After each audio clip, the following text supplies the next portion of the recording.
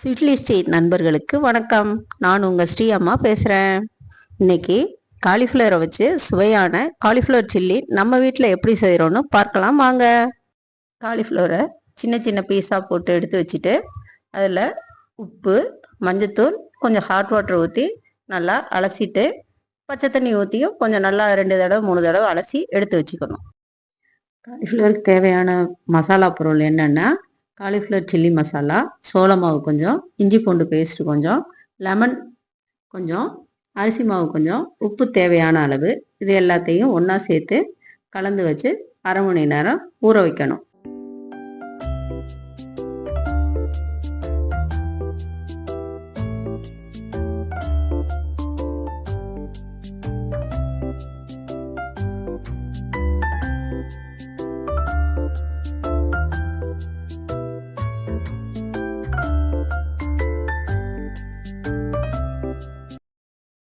வடசட்டி அடுப்பில் வச்சு இன்னும் சூடானதும் நம்ம கலந்து வச்ச காலிஃப்ளவரை எண்ணெயில் போட்டு பொரிச்சு எடுக்கணும்.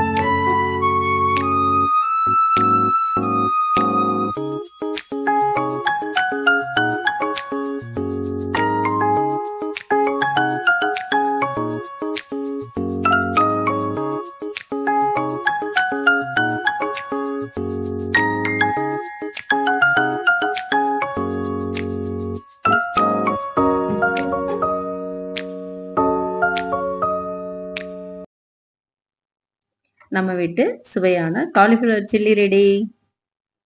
இந்த வீடியோ பிடிச்சிருந்தா லைக் பண்ணுங்க, கமெண்ட் பண்ணுங்க, ஷேர் பண்ணுங்க, சப்ஸ்கிரைப் பண்ணுங்க. ஸ்வீட்லி ஸ்ரீ நண்பர்களுக்கு நன்றி. அடுத்த வீடியோவில் பார்க்கலாம்.